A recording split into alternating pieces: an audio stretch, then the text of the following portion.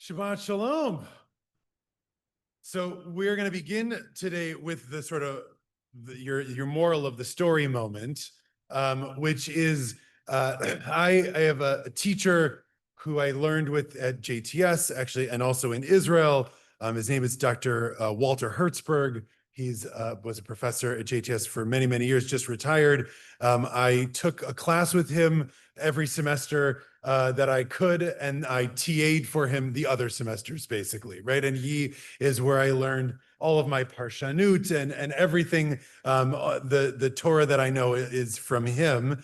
And over the years, he moved away and we were in touch for a while. And then I sort of let the ball drop, and he's been in Israel for about 5 years. And even before then, like, life gets busy, and and you kind of stop talking to someone, and the longer that you wait to send the email or so, it just feels more and more like awkward to say hello and hard to reach out. And is this even his email address anymore? And so this week, as a part of my Elul, trying to just do the things that I need to do and stuff I've been putting off. There's also some spider webs in the gutters that I have to get rid of, but that I said, okay, I'm emailing him. I'm going to swallow the awkwardness and the pride, and I'm going to just email him and say, and I know we haven't spoken in like 8 years, but every piece of Torah I've ever taught is from you. You are amazing. I just want, in case I didn't tell you.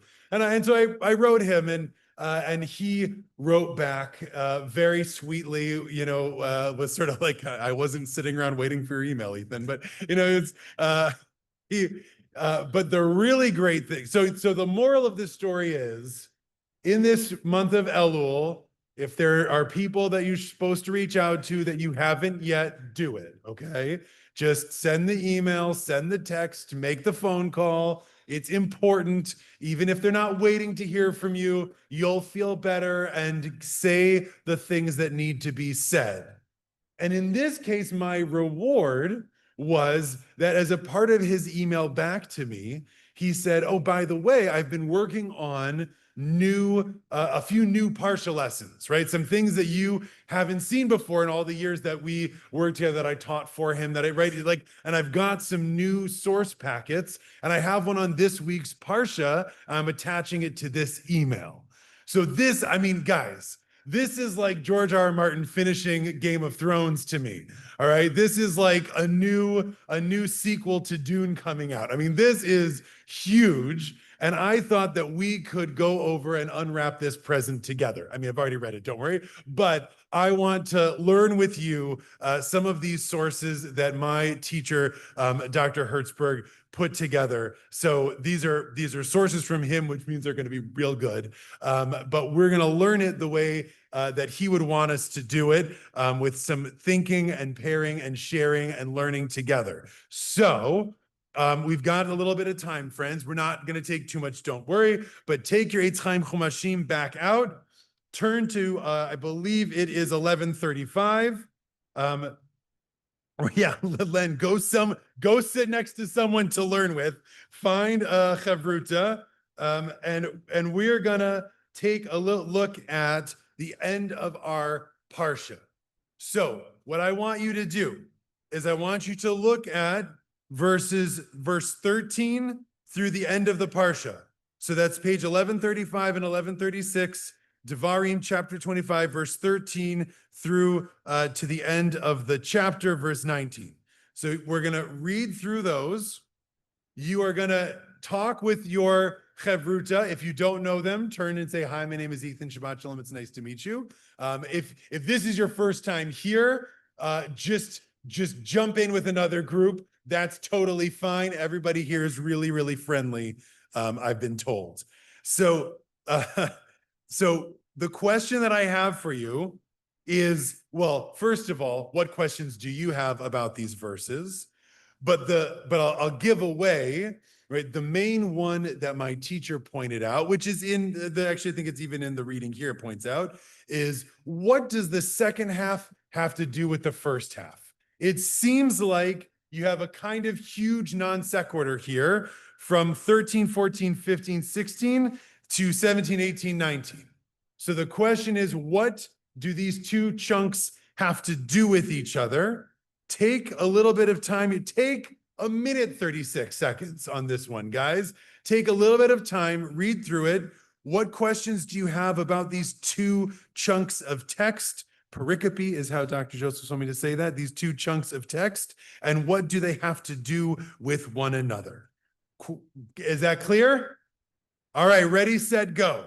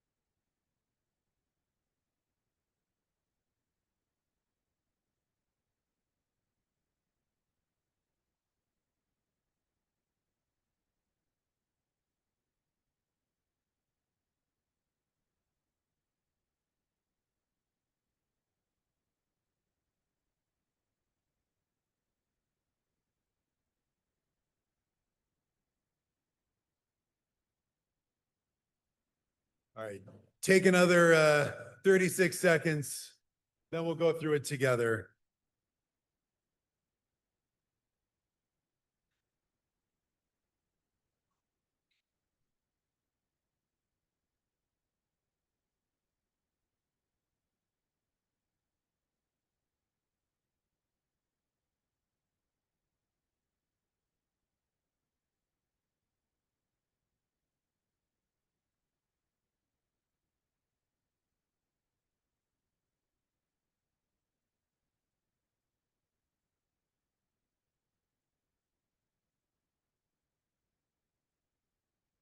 Okay, let's come back. We'll talk it through together also, I promise. The people who are looking up right now are about to get called on. Great. First of all, I'm so proud of it. I think I looked at every single person here was on task. That was impressive. And if you were not, then at least you made me look like you were, and great job there. So we got two chunks here. The first one has to do with what? Weights and measures. Okay, so first things first, do we have questions, comments, or concerns about the weights and measures section? What is going on here with the weights and measures section? Any questions? No, perfect, great. It's all understandable. By the way, yeah, this is somewhat of the relatively these are called mishpatim. They're laws that we understand the rational reason for them, probably, right? Which mostly it amounts to what, Ken? Okay, so it has something to do perhaps with trust, right? Trust and society, right? You do all of these things so that you will long live on the world, in the land that God gives you. Great. Then the second piece has to do with what? What's the second chunk of text about? Amalek. Right. Okay. What did Amalek do? That's a good question. What did Amalek do?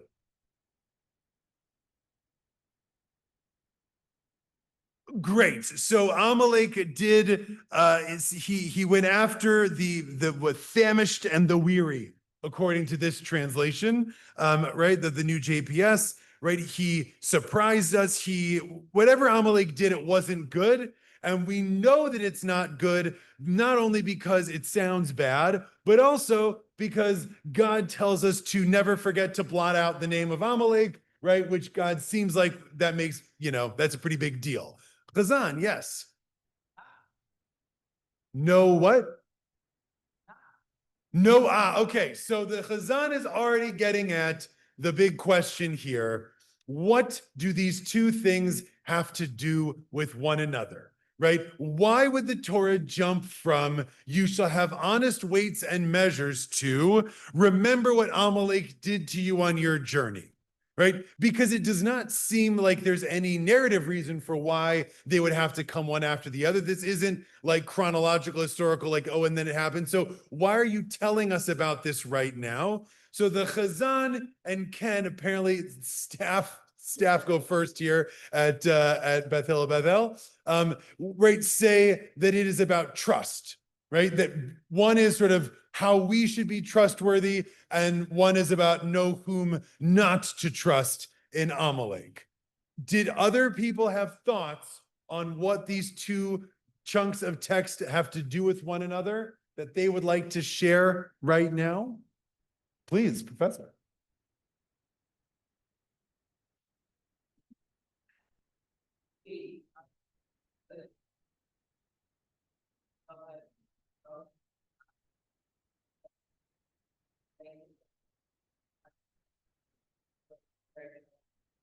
Great.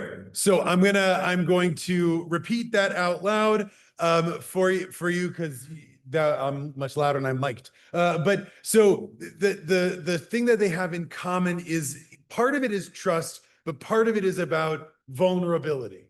Right. If I walk into a store, did we understand? So the weights and measures piece, this is saying in the old days when you'd go to the butcher and you would say, I want a pound of chopped liver, right? What they would do is they didn't have the digital scale. So they would put the chopped liver on one side and then they would put weights on the other side that say 1 pound and wait till they were even.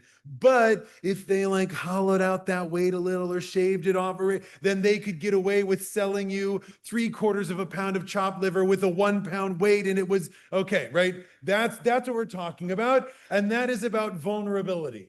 Because when I walk into the butcher shop, I don't know how to eyeball a pound of chopped liver. I'm at the mercy of the shopkeep. And so I am sort of vulnerable, much in the same way that the people in the back of the Israelite people were, and Amalek came and attacked them. Did I get that right?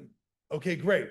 Beautifully said, right? And something that some of the commentaries that Dr. Hertzberg gave us point out. I'm going to read, sorry, let's take more before I read to you commentaries. Yeah.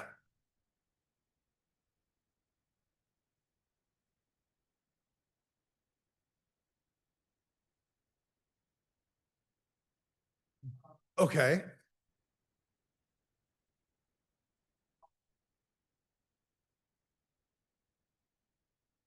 Uh, hmm.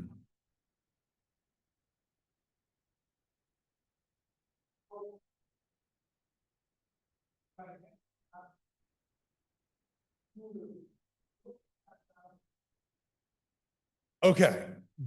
So Perry says that part of this is both of these are things, right? If we're talking about the vulnerable, the weak, and the trust, that you would assume this should be anywhere, right? A butcher shop in Kensington, and we should care about weights and measures. And was it Amalek in Antarctica? By the way, that's a great mystery novel that you've just named there, Amalek in Antarctica, right? We would want to go after them as well.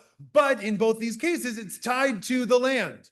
So the question then is, why is it tied to the land? Do you have an answer? Oh, no. Okay, great. That's much fine. Right. So, but that's a wonderful question. Right? What does it have to do with the land? Why is it tied to the land? I have thoughts, but we're going to keep going. Yeah, please. We'll go around and then we'll read some comments.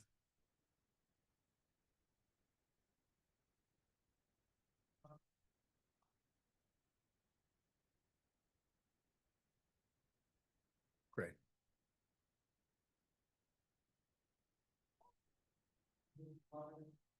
Right. So, okay. So anyone who does what Amalek does lacks basic morality. Anyone who does the cheating with the weights lacks a basic morality. And then you will be vomited from the land, right? Either because the land of Israel is hypersensitive to sin. And when we sin, it affects the land around us. And if we sin too much, the land vomits us out. Or because in a world where I can't trust the person next to me, right? We can't have society, so we won't live long in the land. I love it. Let's take two more, and then I didn't even look at this side yet. So two more here, over there, and then we'll go to Musaf. Yeah. Right.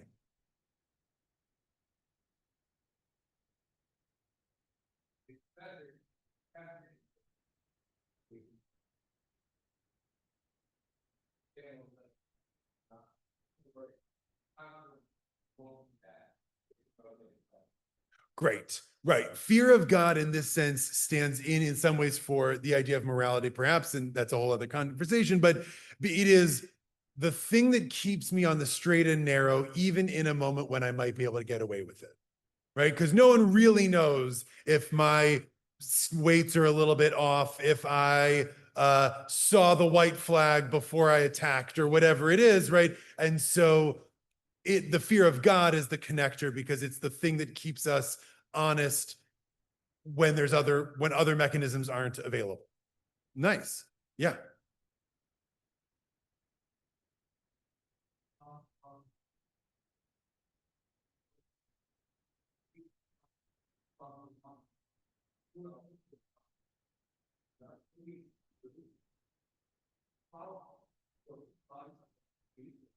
Uh-huh.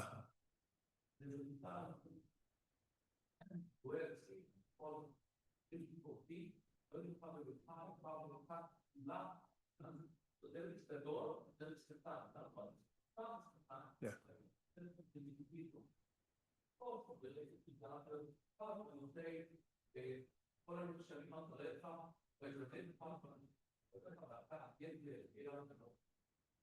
So, okay. So using a linguistic Hebrew link, sort of like what Allison was doing, it's about who is the gadol and the katan here, who is the weak and who is the strong. Right. I think we can talk over at Kiddush. I think linguistically, ephah gadolah v'katana means that a shopkeeper would have two dishonest weights, one for when I'm buying and one for when I'm selling. Right. I have a 1 pound weight that's really a pound and a half, and a 1 pound weight that's really half a pound. I believe that that's what it is. I don't, but right. Of course, the whole thing's my interpretation. Yeah, that's a good point. Okay. This side of the room, did you want to chime in? Otherwise, I'm going to read now. We're going to read two comments and then be done. But anybody here, have we covered everything you were going to say? There's one piece that's interesting that you haven't gotten to, but we'll get to. Yes.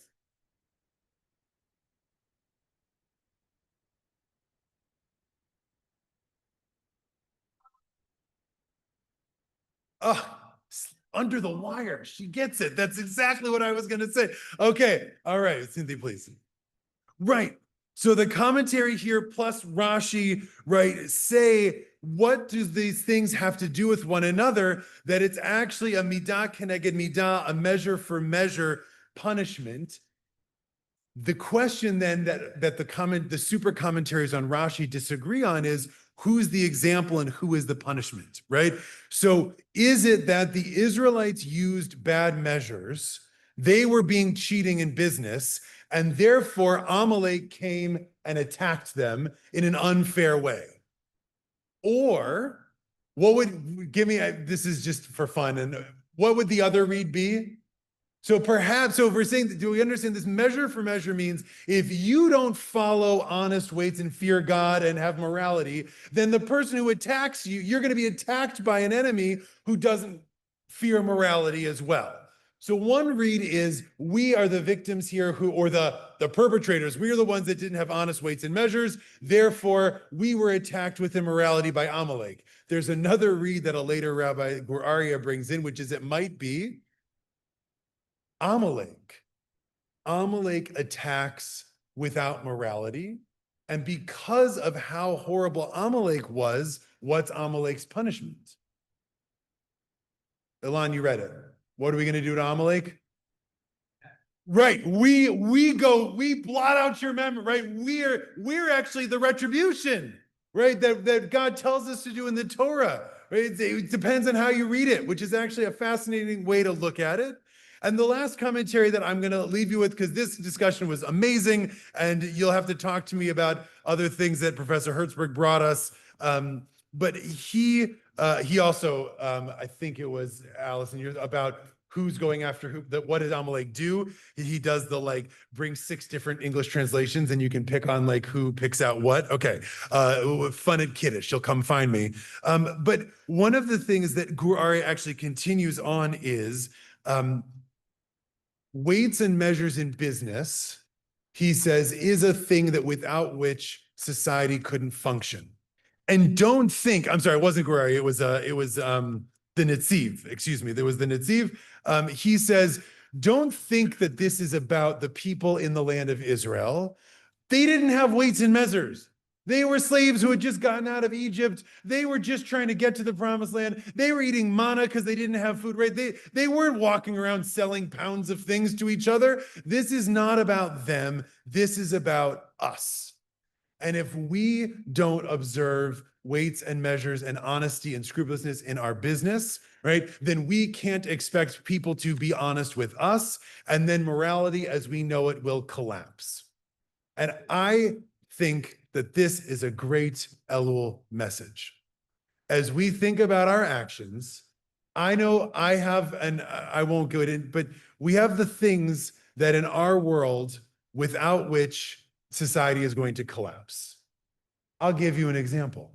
You people, I know I've said this from the Bima before, this parking on the wrong side of the street thing that you do here in Philadelphia, no society can live this way.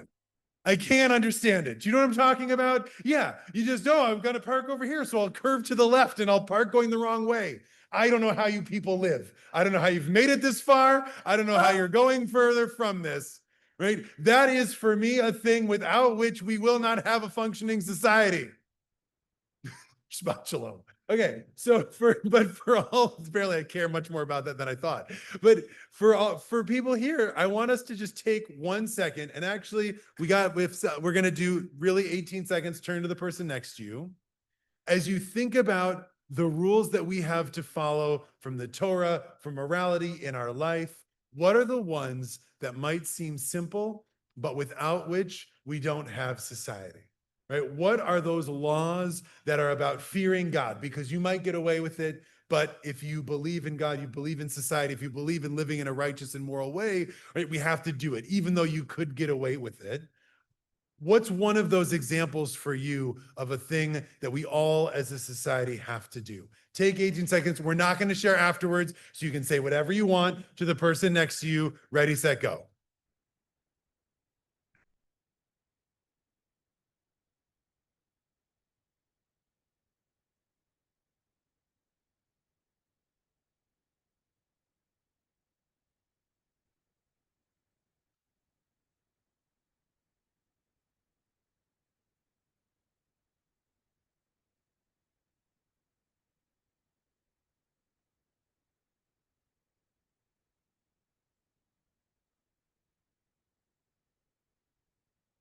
If you haven't, switch to the next person now. Other person gets to share theirs.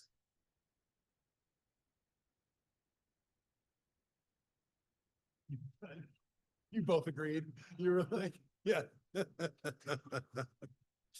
All right, friends. So whatever it is, this is what we have to think about before Rosh Hashanah, before Yom Kippur, right? Are we in line with our values on these things? Are we not in line with our values on these things? Do we have some tshuva that we have to do, or perhaps some forgiveness that we have to offer on this, right? And again, the stakes in this, God says in the Torah, could not be higher, right? It is about living a good life in the land that we are in. And this immorality, again, I think that the answer God gives is sometimes something this bad, whatever it is, we just have to cut it out, blot it out from under heaven. Lo tishkach, don't forget to do that in this moment. Friends, thank you for a lovely discussion. We turn to Musaf on page 184.